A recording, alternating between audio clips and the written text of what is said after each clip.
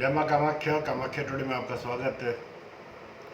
साथियों, आज हम एक चर्चा करेंगे कि ऐसा क्या कारण है कि शादीशुदा दाम्पत्य जीवन में किसी तीसरे का आना या पति या पत्नी के द्वारा अपने रिश्ते के होते हुए अन्य रिश्तों में जाना, या हम आज के संदर्भ में बात करें तो बेवफाई करना, वो चाहे पति करे चाहे पत्नी करे। इस पर चर्चा करेंगे कि इसमें ज्योतिष क्या कहता है। एस्ट्रोलॉजिकल ऐसे कौन से कारण बनते हैं कि एक शादीशुदा जीवन में पति या पत्नी के द्वारा अनैतिक संबंध बनाकर अपने रिश्ते को या रिश्ते के प्रति वफादार न रहना, बेवफाई करना, दाम्पत्य जीवन में स्त्री पुरुष के संतुलन को बिगाड़ना। जब आप एक शादीशुदा जीवन में हैं तो पत्नी को पति के लिए और पति को पत्नी के लिए पूर्ण रूप से समर्पित होना चाहिए। कोई तो ऐसा ही कारण होगा, ज्योतिषी कारण, हम आज उस पर चर्चा करने जा रहे हैं। क्यों करते हैं, किन कारणों से शादीशुदा व्यक्ति बेवफाई करते हैं। दाम्पत्य जीवन में जो पति और पत्नी या स्त्री पुरुष का जो संतुलन बहुत जरूरी है, ये संतुलन धरती और आकाश के संयोजन और वियोजन का प्रकटीकरण है। आकाश का एक पर्याय अंबर भी है, जिसका अर्थ वस्त्र है। वह पूरी पृथ्वी को पूर्णतः से आवरण में रखता है। वह पृथ्वी के अस्तित्व से अछूता नहीं है। पुरुष या आकाश में कोई भेद नहीं है मित्रों। अगर हम बात करना चाह रहे हैं एक स्त्री और पुरुष, तो जिस तरीके से पुरुष को हमने आकाश करके संबोधित किया है, तो पुरुष और आकाश में कोई भेद नहीं है। आकाश तत्व बृहस्पति के गुण का है, गुणों से सुशोभित है। स्त्री की कुंडली में सप्तम भाव का कारक भी गुरु है।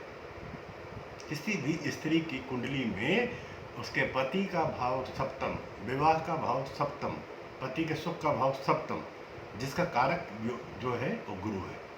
गुरु अर्थात गंभीर, वह जो अपने दायित्व के प्रति गंभीर रहे, जो अपने दायित्वों को निभाने के प्रति हमेशा गंभीर रहे। क्या आज के पति अपने धर्म का पूर्ण निर्वाह कर पाते हैं? क्या वो अपनी जिम्मेदारियों को धर्मपूर्वक पूर्णतः निर्वाहते हैं? आर्थिक युग में, आज के परिदृश्य में स्त्री घर को छोड़कर बाहर निकल रही है। ऐसे में स्वाभाविक है कि वायरस का फैलना, वायरस यहाँ पे ज्योतिषीय शब्दों में कहूँ तो राहु को फैलना, जिससे निर्मित होता है गुरु और चांडाल का योग। इस विषय में ज्योतिष के सिद्धांत अनुसार जानते हैं कि पति और पत्नी के बीच में ज्योतिषीय और ये प्लैनेटरी कनेक्शन क्या बनते हैं। यदि लग्न से चंद्र लग्न या चंद्र से, माफ कीजिएगा, लग्न या चंद्र से सप्तम भाव में नवमेश या राशि स्वामी या अन्य कारक ग्रह हो या उस पर उनकी दृष्टि हो, तो शादी में सुख प्राप्त हो, जीवन साथी का सुख मिलेगा। ठीक है, और जीवन साथी भाग्यशाली भी होगा। यदि द्वितीय सप्तमेश या द्वादश, दूसरा, सातवां या 12वां केंद्र या त्रिकोण में हो, केंद्र के अंदर में हो, 1, 4, 7, 10 में हो, या त्रिकोण में हो, 5वें या 9वें भाव में हो, वह बृहस्पति से दृष्टित हो, तो जीवन बड़ा सौभाग्यशाली सुखमय जीवन व्यतीत होगा।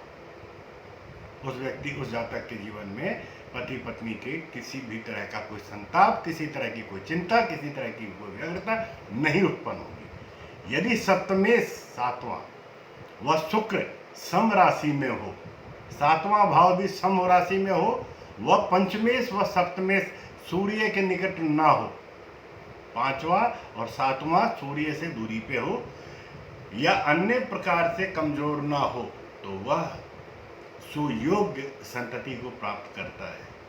यदि गुरु सप्तम भाव में हो तो जातक जीवन साथी से बहुत प्रेम करता है।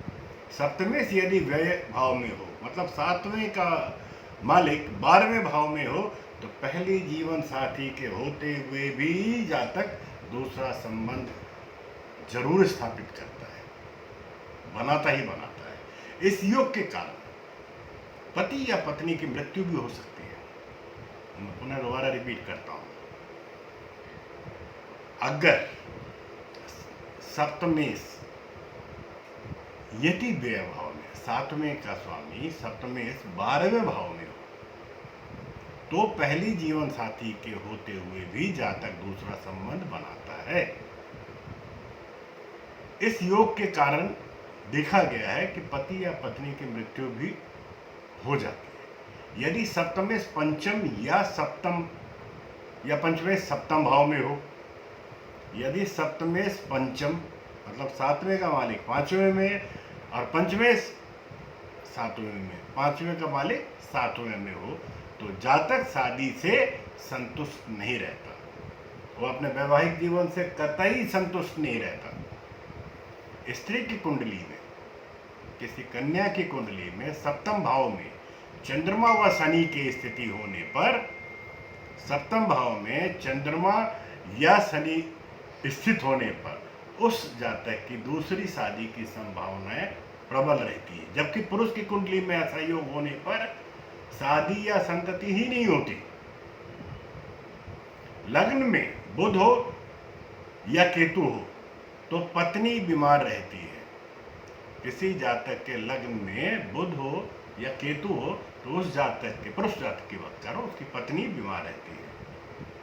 सातवें भाव में शनि और बुध स्थित हो तो वैद्य या विदुर योग का निर्माण होता है, विधवा या विदुर होने का योग बनता है। यदि सातवें भाव में मार्ग राशि और नवमास में चंद्र हो तो पत्नी बहुत दुष्ट किस्म की होती है, उसकी प्रवृत्ति बहुत दुष्टता भी होती है।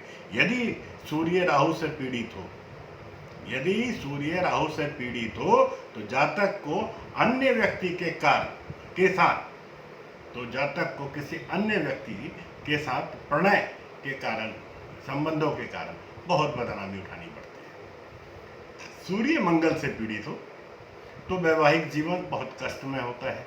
यदि शुक्र व मंगल नवमास में स्थान परिवर्तन योग में हो तो जातक का विवाह के उपरांत भी संबंध बनता है।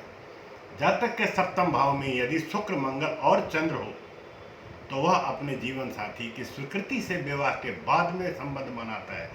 जैसे कि हम देखते हैं मेट्रो सिटी में पार्टनरशिप शर्त आम चलन हो चुका है। मंगल आवेश में वृद्धि करता है। शुक्र सम्मोहक पहलुओं से जातक को जोड़ता है। शुक्र रोमांस और सम्मोहक पहलुओं का द्योतक है। वह लैंगिक सौहार्द, अनुरक्त, विवाह, वंश वृद्धि, शारीरिक सौंदर्य और प्रेम का कारक है। मंगल बल, ऊर्जा और आक्रामकता का प्रतीक है। जब शुक्र के साथ मंगल की युक्ति हो तो विषय वासना की प्रचुरता रहती है, विषय में वासना की प्रचुरता रहती है।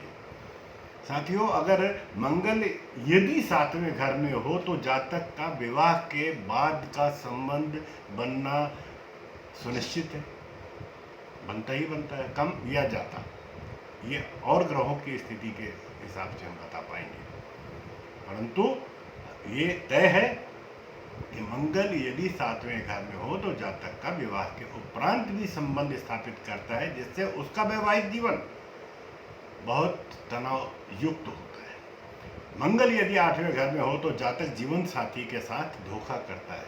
शुक्र व बुध यदि चौथे घर में हो तो जातक के विवाह के उपरांत भी संबंध स्थापित होते रहते हैं। शुक्र यदि चौथे, आठवें या 12वें राशि में हो तो मंगल से प्रभावित हो तो भी जातक अन्यों के साथ संबंध स्थापित करता ही है। लग्नेश यदि दूसरे घर में हो अथवा दूसरे घर का स्वामी 7वें या 10वें घर में हो तो भी जातक का किसी न किसी प्रकार से विवाह के उपरांत संबंध बनेगा। बनते हैं।